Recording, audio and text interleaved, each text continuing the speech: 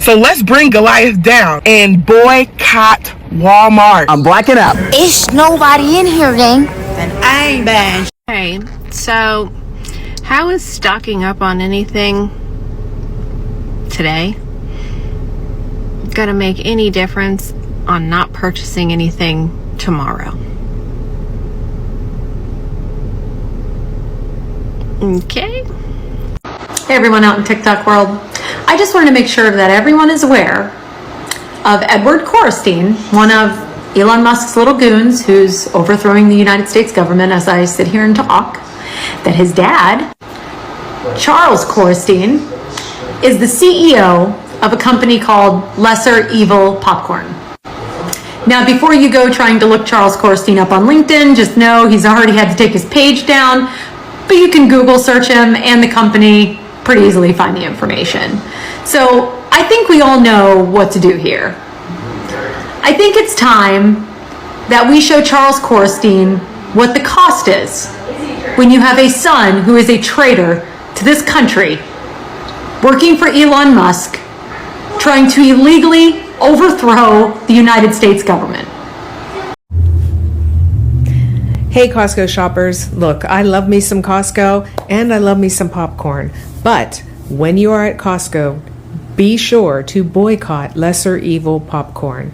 The man who owns that company is the father of one of the little minions that Elon Musk is bringing in for Doge. So boycott Lesser Evil Popcorn. Thank you. So before we get into talking about the 40-day Target boycott, let's talk about the Lesser Evil Popcorn, because I have had that popcorn before. One of my best friends introduced me to it. It is good and it's kind of healthy, but apparently, as you heard from the videos, we're boycotting that particular brand of popcorn because the person that you see pictured, one of the quote-unquote goons under Doge or Elon Musk. That is not my words here. Those are the words of the woman in the video. But they are calling out this guy because his dad, right, is the CEO of that popcorn brand company. So let me know if y'all knew about this particular brand of popcorn. It's really interesting to see people really get into the weeds and figure out which specific companies under the, behemoth companies are also needing to be boycotted, specific products that need to be boycotted. I don't know what's next, but people are not playing around when it comes to boycotting these stores and particular brands. Now let's jump into the 40-day Target boycotts, which are supposed to coincide with Lent. Okay, I'm sorry. I have been laughing my butt off with hearing that lady talk about Elon's goons.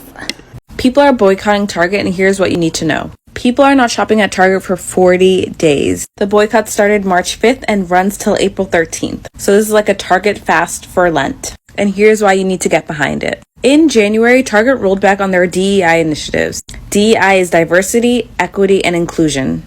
Target literally stopped promotion goals for women and people of color. Is that a company that you want to support? Is that a company that you want to stand behind? I'm sorry, but it's time to give up Target. These people do not care about you. They only care about their dollars. You need to take control of your dollar and stop shopping there. Also, if you're investing in Target, sell your stocks. The organizer of this boycott is a pastor from Atlanta, and he said that this is a fast for accountability, a fast for justice. Like, we cannot be okay with how Target is treating its employees. They're treating Black entrepreneurs. So for these next 40 days, I urge you to go out there and support small businesses. I haven't shopped at Target so far all year. It's been really nice meeting the small business owners around me. It's a way to give back to your community as well. If you want more information, go on targetfast.org. Also, don't feel bad for Target. This is a $1 billion company, and they don't care about you. Okay, so before we get into the next video, I have to just note the reason why I'm including these videos is to highlight some of the confusion that is happening when it comes to people communicating about the boycotts. You have some people saying we have these certain dates that we are going to 100% boycott these certain stores. Then you also have people building their own calendars and saying, well, understanding that not everyone has the privilege to completely boycott a Walmart or some of these cost-saving stores. Well, I'm going to set up this calendar so that way you can still support certain companies on certain days and certain months of the year. And then you have others that are saying support these companies but just shop specific brands that are minority owned or black owned or what have you. And so there's a lot of different communication happening when it comes to how to boycott, who to boycott. People are even asking the question, well, why are we so focused on Target? So these next videos are going to hopefully really highlight what's happening with the communication and then also why people are so focused on Target. I know we all want to protest Walmart, Amazon, and Target, and guess what? We can, but let's do it strategically. Everybody can't just stop going to Walmart for the rest of their life. Everybody doesn't live in an area where they can just completely not go to these stores. But I think that if we band together, if we create a plan, we can do just that. We can hit them where it hurts, because our history shows that they won't do nothing. They won't change nothing. They won't pass no laws unless we affect their money. When March hits, from March to April, we are going to stop shopping in Walmart collectively. All right. Target and Amazon will still be available for you to shop at, but we're going to hit Walmart all at once in the months of March and April. Okay. In May and June, we will all stop going to Target. So that is 60 days, 2 months of us not shopping in Target. So that means you can still go back and shop in Target or shop at Amazon if you prefer to. All right. July and August. This is specific because I think in July, Amazon has one of their Prime days. We're going to hit them in July and August, which means all the sales you get for back to school at Walmart and those other stores you go to, you'll still be able to do it during the months of July in August, but we will not be at Amazon. Come September, there's 30 days, no Walmart. October, no Target. In November and December, we will not be shopping at Target, Amazon, or Walmart. Take that season to actually support Black-owned businesses, minority-owned businesses. Get on Etsy, even pre-shop in prior months if you feel like you have to, but that is their biggest season. That is when they make the most money, and let's be honest, we don't even get any real discounts anymore anyways. So November and December, we will completely stop shopping at Target, Amazon, and Walmart. We have to be strategic in how we hit these places. If you feel like you cannot stop shopping at these places, we get it, okay? There's no beef. Still feel like you want to support Black-owned businesses throughout all 12 of these months because you don't want them to miss out on any money, that is fine. But if we want to come together and collectively see some change, we are going to have to band together. And the best way to do that is to segment it based on months so that they can feel it in their pockets. Enough is enough. Now, really quick, I know this woman is probably a great planner and well thought out, very analytical, but here's the thing. Y'all tell me, does this not sound overcomplicated to you all? I feel like when things get too overcomplicated, this is where things just break down. And I also feel like we have to take things step by step. So I love the people that are coming out each month and saying, hey, we're going to boycott from this date to that date. Simple, no shopping there, versus this, hey, we're going to shop here, but then we're only going to buy this, and then we're going to shop on these dates, and then later in the year we're going to do this. It's just overcomplicated for me, but y'all let me know what you think. If you didn't already know, Target is shaking at their little knees. The effort of people deciding to get rid of Target and stop shopping there and boycotting is absolutely working. But this is the thing. Target is a luxury. Target is where we would go for vibes and good times. Target is where we would just waste unnecessary money. It's not necessarily a necessity, but it's a place that we've enjoyed and we thought was supportive of us. If we really want to make a sound, we really want to hit them where it hurts, and we want to send a message, not just to these big, massive corporations, but we also want to send it to people like McDonald's who've also made decisions to get rid of DEI. We need to bring down Walmart. We need to bring down Goliath. We're finna be like David with the stones, and Goliath is coming down. Walmart made over $500 million more than Target last year. Walmart has over double the amount of stores. Like, Walmart is everywhere, and we know that, right? We may not prefer to go there all the time, but Walmart is definitely more affordable than Target, which means that it's going to be more difficult. For some, it's going to be hard to not go to Walmart. But in the month of March, if you've been going along with the strategy that I put out a few weeks ago, Walmart is next in line for the month of March. We will not be shopping in Walmart in March. Now, if you're going with a different plan, do you, boo? I support it. Let's go. So let's bring Goliath down and boycott Walmart. Why is everyone going after Target so hard? A bunch of brands backed away from DEI, and we all decided to boycott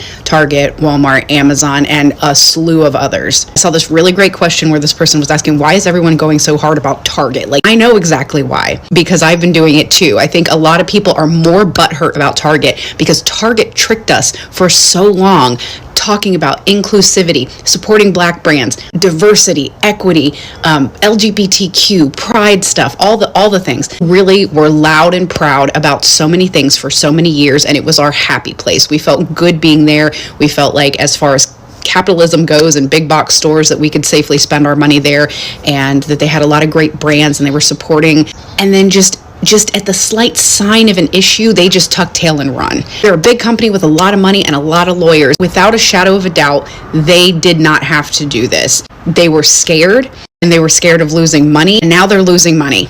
And I encourage you guys to keep boycotting them. One big move that we recently made, because we were getting like our pet food, like doggy diapers and dog treats and cat treats and all those things there, we now solely get everything from Chewy, and actually we put everything on auto ships. We don't have to make a trip to the store, and we're getting it for less money, and Chewy is a great company. So that's solved.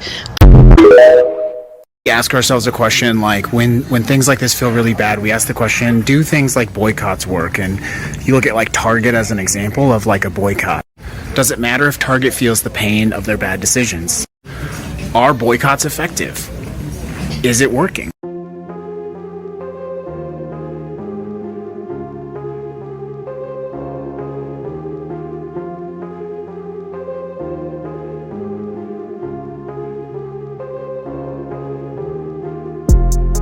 This empty Target shows you boycotts do work. Target built itself on being a brand that was on the cutting edge of equality and diversity. Come as you are. We have cool stuff for you. But all they really did was want to sell us things. And as this empty Target shows, all they ever really did was want our money. If CEOs and companies and our politicians won't stand up for us, then it's time that we do that as well, even if it's just with our wallet. When you make it not cool to shop at a place like Target because of the harm that they have caused, that sends a powerful message, not just to Target, but to other people and other companies as well. I can assure you, it is working. Keep it up. Honestly, I do agree with him. A lot of companies are just focused on the profits. They don't care about any of this other stuff unless it affects the bottom line. And I also feel like, with a lot of the companies anyway, when it comes to diversity, equity, and inclusion practices, most of them were not doing things well. They were pandering, they were listing DEI on their company website, doing some things that are feel-good-ish, but, it made consumers feel good, right? But it didn't actually impact anything. The other conversation that has come up in lieu of the boycotts, particularly with Target and Walmart, is the question of what happens to the employees. If the companies are not doing well, they're not selling enough, they're not making their profit at the end of the day, they are going to have to cut employees. And we know it's a tough market right now. It's a tough job market. We see what's happening with the economy overall here in the United States. So listen to what this next guy has to say about all the people that are saying, hey, maybe we should end the boycotts because of the impact to the employees. Check out this video. So the Target boycott is working. It's getting national attention. I posted a video of a Target in my community that was obviously impacted by the boycott. But I know also that it's working because it's really pissing some people off. The idea that we might unify and come together and solve these problems on our own. It is really infuriating some. But they're being fed misinformation, which they are using to justify that we are actually the bad people for participating. This simply means we have to push back harder and continue to be stronger. The Montgomery bus boycotts lasted well over a year. But one argument in particular that just amazes me is people will go into the comments on that video I posted and they'll say, well, what about the Target workers? They have 400,000 employees. Your actions are going to cause those people to lose their job. Reflect on that for a moment. The idea that you should have to support a company who is actively undermining your best interest, a company that you supported who for a long period of time told us that they were acting in our best interests. And now it is our responsibility to prop this company up, even though they are clearly acting against our best interest and in many ways actively harming us. And you are trying to say that it is our responsibility to hold them up because of the decisions that they made so that they don't fire their employees. Ignoring aside the fact that if the financial implications of the boycott were so bad that Target had to fire every single one of its employees, they would obviously just have to stop doing what they're doing, admit that it was wrong, and radically change course. And if they were not willing to do that, one has to acknowledge that working at a company so blatantly and openly willing to harm the consumers on which it depends may not be the best job to have. Anyways, all that is to say, this is an attempt to guilt you into supporting a company that is actively harming you, that for many, many decades pretended to be a company that supported diverse viewpoints, diverse people, people of different backgrounds, and they proved that they were wrong. Do not be guilted into supporting them because of their employees. If necessary, I would rather us organize efforts to help them find other jobs. But if the reality is, if this boycott is so bad that Target has to fire all of its employees and they still don't do the right thing before that happens, then that means that we are right.